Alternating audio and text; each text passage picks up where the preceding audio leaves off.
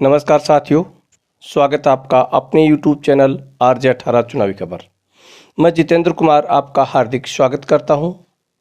आज हम अपने इस वीडियो में लोकसभा चुनाव 2024 राजस्थान के दूसरे चरण की 13 लोकसभा सीटों का ओपिनियन पोल लेकर आए हैं कि इन 13 लोकसभा सीटों पर कौन सी पार्टी है वो चुनाव जीत रही है, किस पार्टी को बढ़त मिल रही है, वो हम अपने इस वीडियो में जानेंगे। अगर आपने अभी तक हमारे चैनल RJ18 चुनावी खबर को सब्सक्राइब नहीं किया तो चैनल को सब्सक्राइब करें, लाइक करें, शेयर करें। राजस्थान के दूसरा चरण है वो 26 अप्रैल को होगा। कुल 13 लोकसभा सीटों पर चुनाव होंगी। पहले चरण में 12 लोकसभा सीटों पर 19 अप्रैल को होंगी। इन 13 लोकसभा सीटों में जालोर, जोधपुर, उदयपुर, टोंक सवाई माधोपुर, चित्तौड़गढ़, पाली, झालावाड़, बारां, कोटा, बूंदी, बाड़मेर, बांसवाड़ा, अजमेर, भीलवाड़ा और राजसमंद, इन 13 सीटों पर है वो दूसरे चरण में 26 अप्रैल को चुनाव होगा। उन 13 सीटों पर आज हम चर्चा करेंगे। सबसे पहले हम चर्चा करेंगे जालोर लोकसभा सीट। जालोर लोकसभा सीट से बीजेपी से लुम्बाराम चौधरी चुनाव लड़ रहे हैं तो कांग्रेस से वैभव गहलोत चुनाव लड़ रहे हैं। वैभव गहलोत पूर्व मुख्यमंत्री अशोक गहलोत के सुपुत्र है। यहाँ से कांग्रेस पार्टी है ये सीट जीतती हुई नजर आ रही है। वैभव गहलोत है वो अब की बार चुनाव जीत सकती है। इस प्रकार से पहले रुझान में 13 सीटों में से पहली सीट का रुझान है वो कांग्रेस के पक्ष में है। इंडिया गठबंधन को यहाँ से ये सीटें प्राप्त हो रही है। उसके बाद में दूसरी सीट है जोधपुर। जोधपुर से वर्तमान सांसद गजेंद्र सिंह शेखावत बीजेपी से चुनाव लड़ रहे हैं तो करण सिंह उचियारडा कांग्रेस से चुनाव लड़ रहे हैं। इस सीट पर भी अब की बार गजेंद्र सिंह है वो चुनाव हारते हुए नजर आ रहे हैं। कड़ा मुकाबला है, नज़दीकी मुकाबला होगा तो ये सीट है वो कांग्रेस के पक्ष में जाती हुई नजर आ रही है। इस प्रकार से कांग्रेस पार्टी है, इंडिया गठबंधन है वो 2 सीटों पर। उसके बाद में तीसरी सीट आती है उदयपुर। उदयपुर से बीजेपी से बनाराम रावत चुनाव लड़ रहे हैं तो कांग्रेस से ताराचंद मीणा को टिकट दी गई है। दोनों में कड़ी टक्कर मानी जा रही है, लेकिन उदयपुर की सीट है वो भाजपा पार्टी के पक्ष में जाती हुई नजर आ रही है। बनाराम रावत यहाँ से चुनाव जीतते हुए नजर आ रहे हैं। इस प्रकार से पहली 3 सीटों के ओपिनियन पोल में एनडीए को 1 सीट मिल रही है जबकि इंडिया गठबंधन को 2 सीट मिल रही है।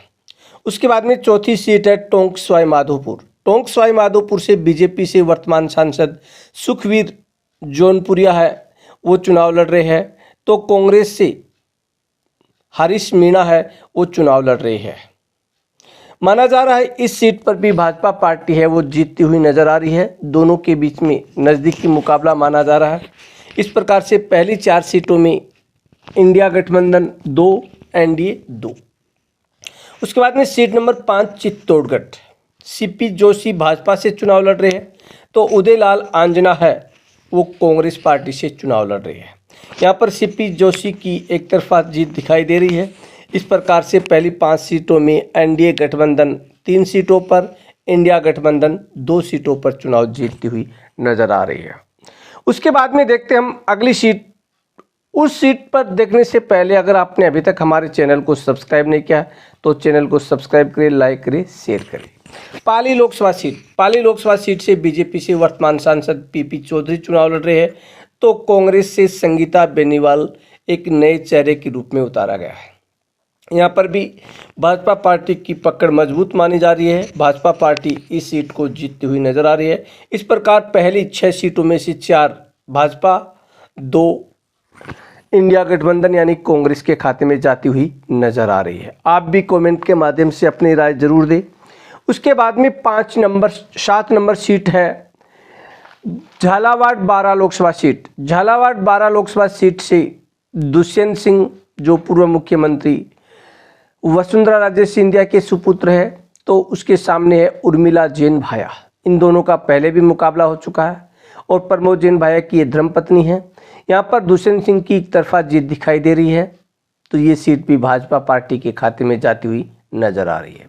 उसके बाद में सीट नंबर 8 कोटा बूंदी लोकसभा क्षेत्र से बीजेपी से वर्तमान लोकसभा अध्यक्ष ओम बिरला चुनाव लड़ रहे हैं तो उनके सामने हाल ही में भाजपा छोड़कर कांग्रेस में शामिल हुए प्रहलाद गुंजल है वो चुनाव लड़ रहे हैं। दोनों में कड़ी टक्कर मानी जा रही है, लेकिन ओम बिरला इस सीट को निकालने में कामयाब हो सकते हैं। उसके बाद में अगली सीट आती है अजमेर लोकसभा सीट। यहाँ से बीजेपी से बागिर चौधरी जो वर्तमान में सांसद है चुनाव लड़ रहे हैं, तो कांग्रेस से रामचंद्र चौधरी चुनाव लड़ रहे हैं। यहाँ सबसे भाजपा के बागिर चौधरी है वो चुनाव जीतते हुए दिखाई दे रहे हैं। उनकी पकड़ इस क्षेत्र में काफ़ी ज़्यादा मजबूत है। इस प्रकार से पहली 9 सीटों में 7 भाजपा के पक्ष में, 2 कांग्रेस के पक्ष में। उसके बाद में आती है भीलवाड़ा लोकसभा सीट। यहाँ से दामोदर अग्रवाल बीजेपी से, तो कांग्रेस से यहाँ से सीपी जोशी चुनाव लड़ रहे हैं। काफ़ी कड़ा मुकाबला है, लेकिन माना जा रहा है ये सीट भी एनडीए गठबंधन यानी भाजपा पार्टी के खाते में जा रही है। तो इस प्रकार पहली 10 सीटों में से 8 एनडीए के पक्ष में, 2 इंडिया गठबंधन के पक्ष में यानी कांग्रेस पार्टी को मिल रही है। उसके बाद में 11 नंबर सीट है राजसमंद सीट। यहाँ से श्रीमती महिमा विश्वेश्वर सिंह बीजेपी से चुनाव लड़ रही है, तो दामोदर गुर्जर है वो यहाँ से चुनाव लड़ रहे कांग्रेस पार्टी से। ये सीट भी भाजपा के खाते में जाती हुई नजर आ रही है। इस प्रकार से 11 सीटों में से 9 भाजपा के खाते में, 2 कांग्रेस के खाते में जाती हुई नजर आ रही है। अगर आपने अभी तक चैनल को सब्सक्राइब नहीं किया तो चैनल को सब्सक्राइब करें, लाइक करें, शेयर करें, कमेंट करके आप अपनी राय जरूर दें। उसके बाद में अगली लोकसभा सीट है, उसके बारे में हम चर्चा करेंगे। बांसवाड़ा लोकसभा सीट। यहाँ से हाल ही में बागीदोरा से कांग्रेस विधायक महेंद्र सिंह मालवीय उन्होंने कांग्रेस पार्टी छोड़कर बीजेपी ज्वाइन की और यहाँ से बीजेपी से सांसद का चुनाव लड़ रहे हैं। उनके सामने अभी तक कांग्रेस का उम्मीदवार तय नहीं हुआ है और बीएपी पार्टी से राजकुमार रोत जो वर्तमान में विधायक है भारतीय आदिवासी पार्टी से, यहाँ पर कड़ा मुकाबला है दोनों के बीच में। लेकिन महेंद्र सिंह मालवीय है, उनकी पकड़ मजबूत है, क्षेत्र में लंबे समय से राजनीति में सक्रिय है। उसके बाद में आती है बाड़मेर लोकसभा सीट। बाड़मेर लोकसभा सीट से कैलाश चौधरी बीजेपी से, रविंद्र भाटी है वो निर्दलीय चुनाव लड़ रहे हैं, उमेद बेनीवाल है वो कांग्रेस से चुनाव लड़ रहे हैं। ये सीट निर्दलीय के पक्ष में, रविंद्र भाटी के पक्ष में जाती हुई नजर आ रही है। इस प्रकार से दूसरे चरण की 13 लोकसभा सीटों में से 10 भाजपा के खाते में, 2 कांग्रेस के खाते में, 1 निर्दलीय के खाते में जाती हुई नजर आ रही है। ये था हमारा दूसरे चरण की 13 लोकसभा सीटों का ओपिनियन पोल। अगर आपको इस ओपिनियन पोल में कुछ ऐसा लग रहा है कि किसी सीट पर हमारे द्वारा बताए गए ओपिनियन पोल के खिलाफ दूसरी पार्टी ये चुनाव जीत सकती है, तो आप कमेंट करके अपनी राय जरूर दें। आपका हमारे चैनल पर स्वागत है, आप कमेंट जरूर करें।